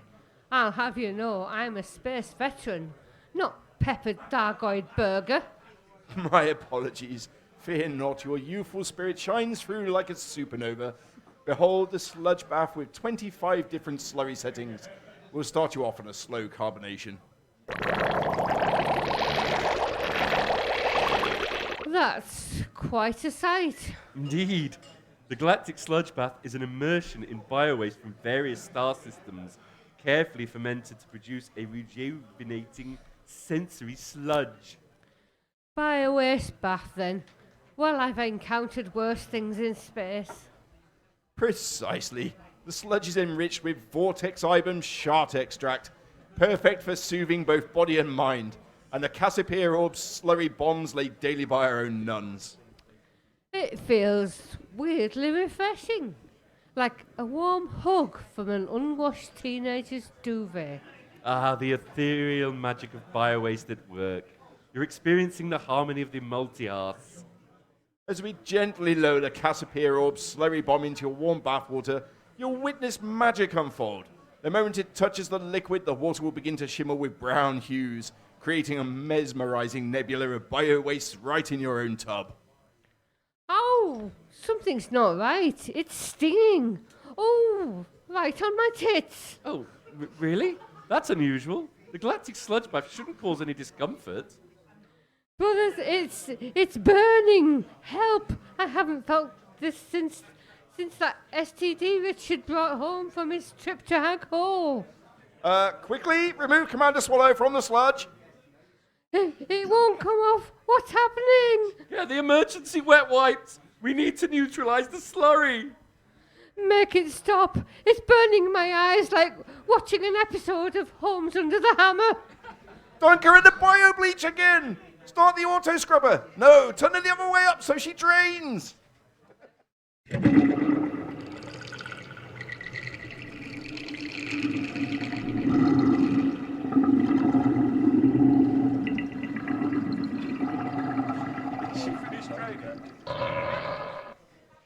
Meanwhile, back on Barnard's Star, the lack of personnel is beginning to take its toll on the station. Luggage has been sent to the wrong star system, fleet carriers have smashed into each other after being badly parked into orbit, and to top it all off, nobody knows how to make David's triple stiff, raspberry gothic, half llama, half weasel with a heliotrope swirl. Raspberry, what is he thinking? Well, all this has left David in a very angry mood. What the fuck is this shit? Michelle! Mark! It's water, your thirstiness. Well, it is disgusting. You couldn't even impress a space loach with this. I can't go on like this, Michelle. The station manager needs a proper drink. I need my drinks like my jumpers, Michelle. Warm, cozy, and like wrestling a sheep in treacle. This, what did you call it? Water? It's not even hot, Michelle! It's supposed to be gold. It's the main source of all life in the galaxy. Your jumperness. Well, they need to invent a better sauce. Mayonnaise. Now that's a good sauce, Michelle. Would you like me to make you a cup of warm mayonnaise? Your inventiveness? No. I have a much better idea. I was reading the rules of the station, and subclause 493B, subsection 15, paragraph 4. In the case of a system-wide emergency, all leave and vacation time will be cancelled for any person within the system. We don't have a system-wide emergency, your researchfulness. Oh, but we do now, Michelle. I've just made new rules for drinks on Barnard Star called ELF. ELF? The emergency liquid formula. It's my latest amazing, brilliant idea, Michelle. We use the state-of-the-art hyperdimensional drink detector from Customs. It scans every atom of liquid in a given area, and several billion outside of it, and determines its likely outcome if drunk by the average human. It's how we can tell Lavian brandy from Hutton Hooch. I don't see how this helps your detectiveness. Well, Michelle, if any beverage falls below my requirements for a standard of supreme sipping ability and liquid nourishment, it'll trigger ELF, declaring a system-wide emergency. And as every drink will fail... Oh, this staff will have to come back to work! It's perfection, your geniusness. Yes. Well, one doesn't get to become a station manager without brains, Michelle. However, there is one small flaw in my otherwise perfect scheme. It only accounts for people still in system. It does not include that cunt Jack Sophalot. But May Swallow's gone to the spa. Funny, she doesn't come across as a buckyball racing type. Well, then how are we going to get you your triple stiff raspberry gothic, half llama, half weasel with heliotrope swirl?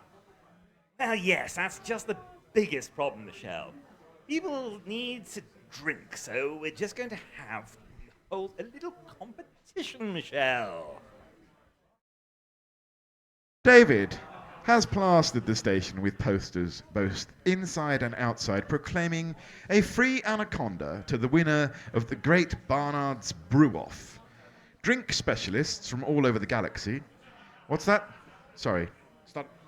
Drunk separatists, from all over the galaxy have diverged on Barnard's Star in the hope of securing the rather generous prize David has offered up for the best brewed drink of the competition. I made a homebrew once, looked and tasted exactly like cloudy urine. Mainly because it was. My granddad thought it was his slop bucket. Still, it did the job. We join the contestants as they wait for the competition to start. Alice, make me one of those special cocktails. Yeah, the ones with the dark matter. Hey, have you seen this? Anaconda for the best drink brewed in a mug. I reckon I could win that. It's nice they timed it when I have some leave. Roger said I needed some time off. Didn't Roger say he was going to smuggle some bio-waste the other day? Yeah, but I don't get it. He said he was going to do some turd burgling whilst I'm on leave. I offered to help. He mentioned something about rage and that I was too gentle. I can rage, look! Ah! Yeah, he does have some strange hobbies. He offered me the chance to push some stools in at the bar a few weeks ago. And then he got naked. I think Finn helped him in the end. He's a very nice man, though, with a great big... Oh, look, if you feel that way about it, just ask him on a date. He'd probably be flattered. But I've no idea if he's, interested. What if I offend him? Speaking of offensive... It's quite a cushy job and I would hate to lose it. Speaking of offensive, have you seen that guy over there? He's one of those strange types from Canon Interstellar. He makes me eat this cock cheese once. Please, it's rooster cheese or avian cheese. Our marketing department think cock cheese is distasteful. Well, they aren't wrong there. It tasted bloody awful. Yeah, it's unnatural getting cheese from a rooster. Yes, yes, well, everyone says my avian cheese is unnatural until they give it a chance. I gave it a chance, and I grew tits. Minor side effects. Our new batch of reed-quacked red cocks have made the finest cheese this side of Diso, with little or no side effects, from which I intend to win this pathetic competition. Reed Cat Redcocks? Didn't they win the Off-World Series? I'm beginning to think I should move to the other side of diesel. Still, your cheesy cocks have nothing on this old family recipe passed down by my grandfather. I bet it tastes like it's been passed by your grandfather too. Oh, for fuck's sake. There's only one thing more tedious than live radio in this galaxy. Willie Stoker and his appalling wildlife. I don't think he's married to her yet. Excuse me, is this the waiting area for the brew competition? No, this is a designated corner for the intergalactic knitting enthusiasts who've tragically lost their needles. Of course it's the waiting area for the brew competition, you gormless excuse representer. Willie Stoker, the man whose wildlife tales are more stretched than elastic on my grandmother's bloomers. Please, do tell us about your latest encounter with a ferocious space dust bunny. Oh, great. It's that genetically modified idiot. I don't know why I'm here, other than Fanny insisted. Speaking of which, Fanny? Where's she got now? It's about to start.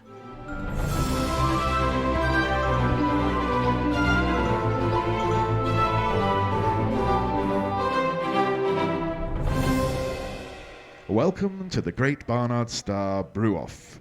It's warm and moist week on the Brew-Off. The contestants are all ready to make their signature brews. With 4 brewers left, the tensions are high and the competition fierce. The contestants, fueled by a combination of liquid courage and very questionable motivations, stand at the precipice of liquid glory. I'm pretty sure I've paid for one of those. David's generous offer of an anaconda might tempt some to go to extreme lengths to win. But who needs sound judgment when you can win a spaceship that rivals a small moon? We join presenters Paul Hologram and Bobby Sodom in the final signature challenge. So what is this boiling green goo then? Rage or gentleness? Gentleness or rage? Oh, who am I kidding? I can't even decide which socks to wear in the morning. It's supposed to be a lovely stew with large chunks of tasty, succulent, girthy meat slapped between 2 buns, covered in my relish. Sounds delightful if you can pull your meat together.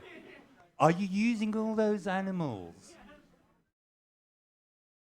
Well, I have to grind them all in first and stuff with my fist. I think I've taken on too much here. Well, good luck with that. You're going to need it. Maybe I should offer to help Sebastian with his brew. Get to know him a little better, you know. Slip some of that medical grade bio-waste in while he's not looking. Although, looking at it, that might improve it. What's all this commotion about? Oh, LCU. I see you're ready to unleash your dairy masterpiece. Indeed, Paul. Reed-Quatt's Red Cock's Cheese Brew. A symphony of flavour and sophistication. Well, I can't wait to see the results. Just be careful. Those dairy experiments can be a bit unpredictable. Oh, no worries, Paul. I've mastered the art of cheese alchemy. I'm a certified fromage master of galaxy renown. Prepare to have your taste buds quiver with delight. I just need a few more minutes.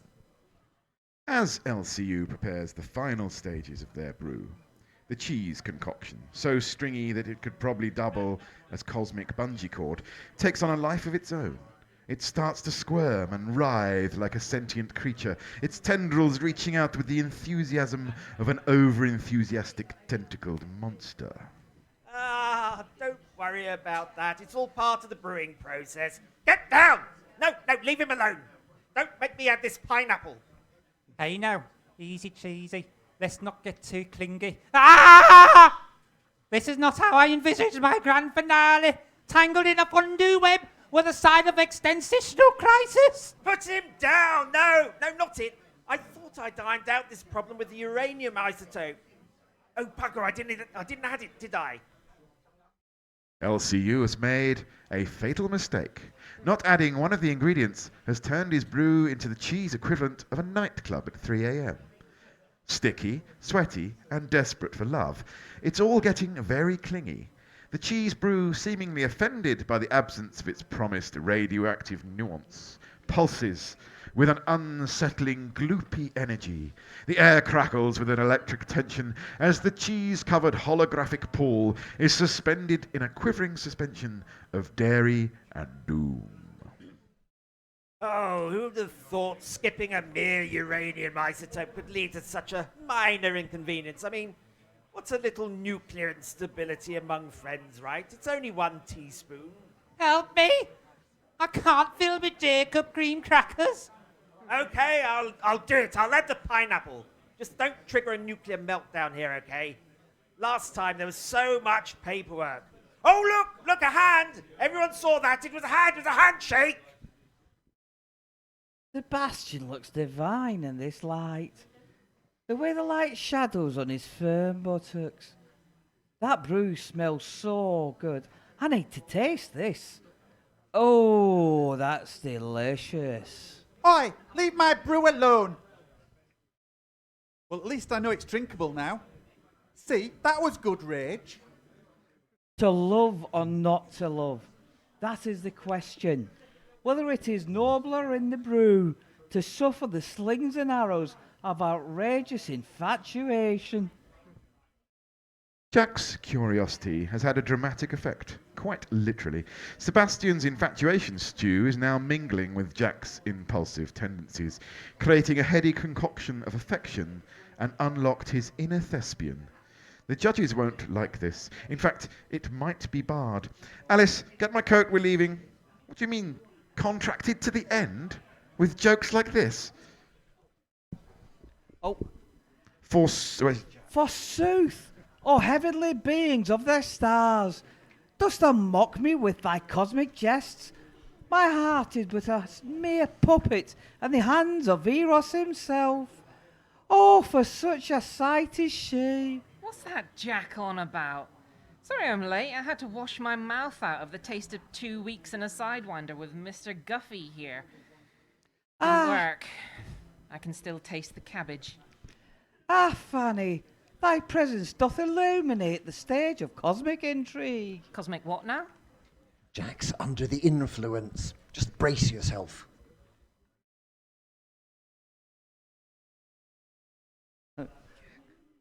Oh, sorry. Oh, double, toil and trouble, fire burn and cauldron bubble.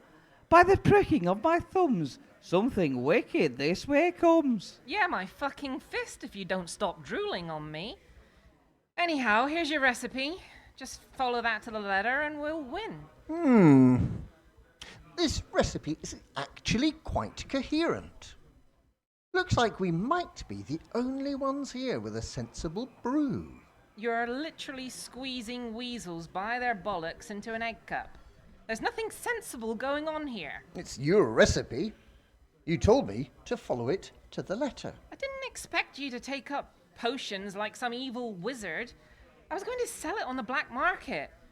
But winning this competition is much better. I'll get us out of that shit Sidewinder we've been flying around in. Well, it's got us this far in the galaxy, but a new ship would be nice. You never did tell me where you got this recipe from, though. Yeah, well, it was just there, lying around, you know, like recipes do. Seemed a shame to let it go to waste. You stole it? You have no evidence of that. I mean, no. Where did you steal it from? Okay, it was an abandoned safe. Where was this safe? Inside another safe. Look, nobody saw it, and, like I say, abandoned. Oh, for fuck's sake. We leave the brew off as the contestants make their final preparations and get ready to serve their delicious and unusual beverages to David Boobin. Who will be the final judge? However, not knowing about the current elf crisis, May Swallow is returning to Barnard's Star, but not before she leaves a scathing review for Van Mannen's Spa on their booking page. 1 star out of 5. Only because they don't do negative stars. Van Mannen's Spa, they call it. More like Van Mannen's Shart. I can't believe I fell for their propaganda. Let me tell you about the so-called spa. First, they lead you to these slurry lagoons even, where the stench could knock an asteroid off course. They tell you it's all for rejuvenation. Rejuvenation my left nostril. I came out of there smelling like I'd been marinating for a month in a vat of decomposing diarrhea, which I highly suspect it was. Then the pièce de résistance, the galactic sludge bath. They promised a favourite among older guests and the well-seasoned. Well, I'll have you know, I'm not ancient. And the grand finale, the Cassiopeia orbs, slurry bombs. Yes, bombs. They dropped these slurry-infused turd bomb horrors into a tub and expected me to relax. It was like a shark in a swimming pool, slowly creeping towards me. My skin still tingles like I've been irradiated by a malfunctioning reactor core. What were those nuns eating? After the bath, I had aged considerably and smelt rotten in the most literal way. They tried to mend the mess with their cosmetic creams. You know what those smelled like? Burnt star fuel, mixed with fungoida, with just a touch of ginger pubes. My skin turned from renewed to radioactive, and I never got my promised happy ending at all. Van Mannen's Spa was a disaster from start to finish. I might as well have bathed in a black hole for the good it did me. 1 star is too generous. The galaxy should be warned. Message sent. Message received. There, review done. That should give those bio-waste monks something to think about. No one messes with my cosmic equilibrium. Oh, that was a quick reply. Boo-hoo, get fucked. Well, charming. Well, almost home again. I need a drink. A stiff one. In the brew-off, the contestants have finally managed to tame their concoctions into something resembling a liquid and have presented it lovingly into a mug. Well, apart from Jack Sofalot, who has spent the last 30 minutes writing a love song for Sebastian, also presented in a mug. We join now as David begins to judge the contestants. Right, here we go, Michelle. Finally, something to tantalize my taste buds. Okay, what's this? Looks like somebody's vomited in a cup and dyed it red. Ah, this is my cheese supreme made from the finest red avian cheese this side of Dizo. Well, let's give it a try, shall we? Michelle, drink this brew. Can we not scan it with the elf first, your judgeness? There's no time for that, Michelle. It takes 30 minutes just to warm it up. Besides, we have a full medical team on standby, and these are just professionals. Just get it down, you, Michelle. Well, if you're sure your impulsiveness. Down the hatch, as they say.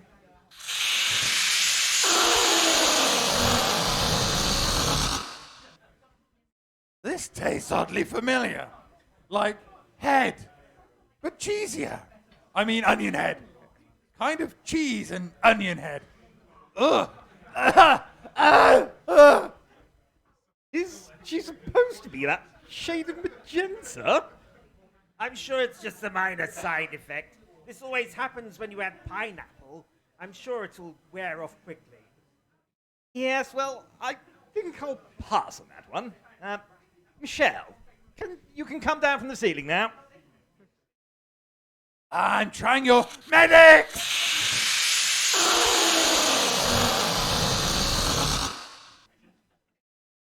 Yeah. Right, well, next. So, hello, what's your name and what did you brew? Hello, I'm Willie Stroker. This should be my fiancée, Fanny Longburn. Well, we found this ancient recipe and it's called a triple stiff raspberry gothic half llama, half weasel with a heliotrope swirl. It's a what? Give it to me! Are you not sure you could test it? Your eagerness? Oh boy, that hit the spot, Michelle. I think we found a winner. I feel like I could mug the galaxy. I do have a soggy bottom now, though. The judging of the competition carries on in much the same way for the other contestants. After drinking Sebastian's accidental love brew, Michelle and Jack completed the whole of Act 4, Scene 3 of Romeo and Juliet, including that bit, much to everyone's disgust. Jack Sophalot survived the incident. However, the competition isn't quite over yet, and with seconds to spare, a spanner walks in. A spanner is thrown in. It's May Swallow. Oh, it's good to be back home. Wait, what's going on here? This is my restaurant.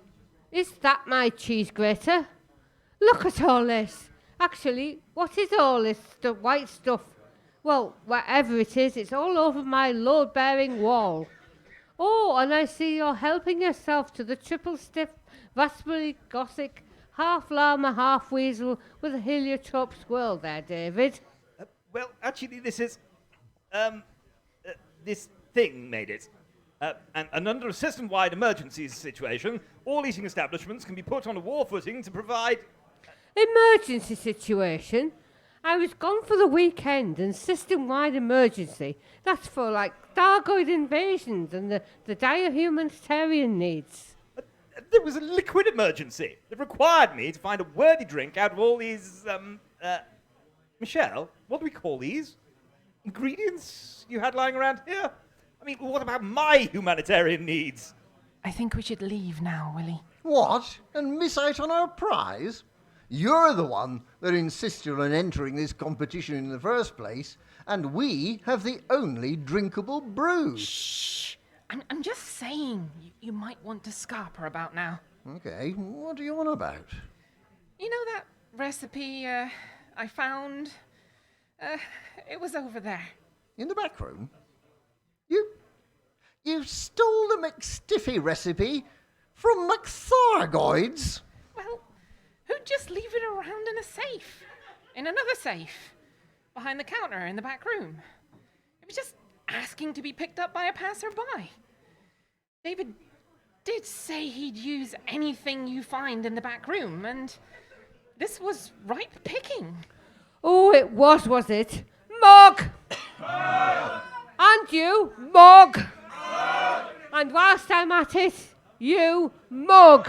Oh, fuck! Help me! No, not the triple stiff raspberry gothic half llama, half weasel with a heliotrope swirl, Michelle. Make a stop! I'm not sure I can, Your Ragingness. Never stopped you in the past. I just don't think I can drink any more water, Michelle. There must be something you can do. Labor laws. All staff members are allowed one mental health break per month and the right to protest. Is there anything in the rules about inserting a McStiffy nozzle into someone's ear and turning the pump on? Not specifically, Your Queeriness. Add this one to my list, will you, Michelle? May's onto something here. Ah! Brain freeze! No, not the dark matter. Ah! Now is the winter of our discontent, make glorious summer, by the May of Swallow, and all the cunts that load upon the station in the deep bosom of the stars, buried like a 21st century Prime Minister. You should have known better, Jack. I'm not mad. Well, just a little bit. Mug! Oh, my penis! That chafes so much. Where am I? Did I win? No, keep doing that, May. Well, at least one person is back to their usual self. Come on! Declare me the winner! I'm the only one with a legitimate brew in this entire competition. See, the side effects are wearing off. Now I told you, minor. You can hardly see the magenta at all. I forgot to ask earlier. Have you got a license for that red cup cheese? Oh, bugger! You don't fancy a nice drink, do you? Oh no. Last time I ended up having to relearn how to breathe. Actually, it might be time for you to spend some time in our most secure rooms. Unhand me at once, you heathen. I'm an award-winning scientist. Let me go! I'll do the dishes, anything! Well, you can help me clean up, actually. May! What are you doing? Actually, keep doing it. All of you. That includes you, Jack Suffolot. Are you going to clean up this mess? Then you are going to repaint the entire restaurant. Or nobody gets McDargoids as long as I live. Yes, May. Sorry, May. May. Won't happen again, May. Sorry, May. So, as the mop of destiny soaks up the triple stiff raspberry gothic half llama, half weasel with the heliotrope swirl of fate, and the mug of boobin remains full of only water, till the refurbishment is complete, it's time to leave them to it. Until next time. If you enjoyed this performance, then there is something wrong with you, and I suggest you seek medical attention soon. We are indebted to Michael Brooks, who influenced the very early scripts of this show. May he rest in that Nissan Micra with the wing mirrors still attached in peace. Please put your hands together and leave them there for our performers tonight. A more wonderful and articulate set of actors would have been preferable, but you work with what you have. Also, to the writer Simon Wynnard, who was let out of his cage just long enough to headbutt this script onto used pizza boxes in Morse code, adjustments were made in large brown crayon by the cast, and we hope you join us next time for more Dockers. Now fuck off, I need to go home. And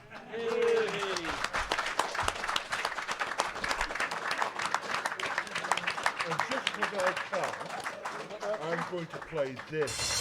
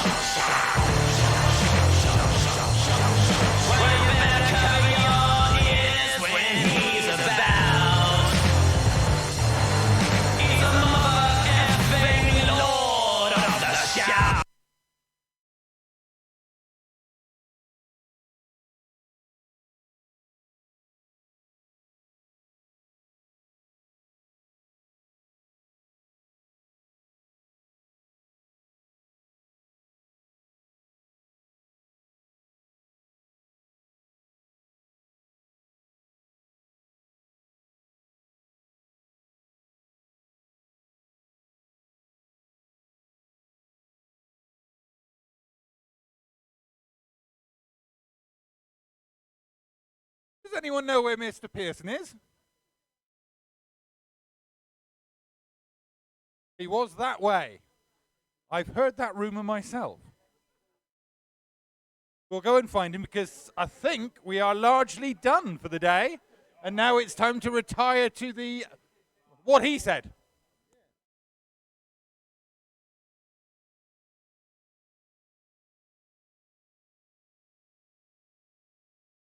We don't know who has won Artemis yet. Find out later.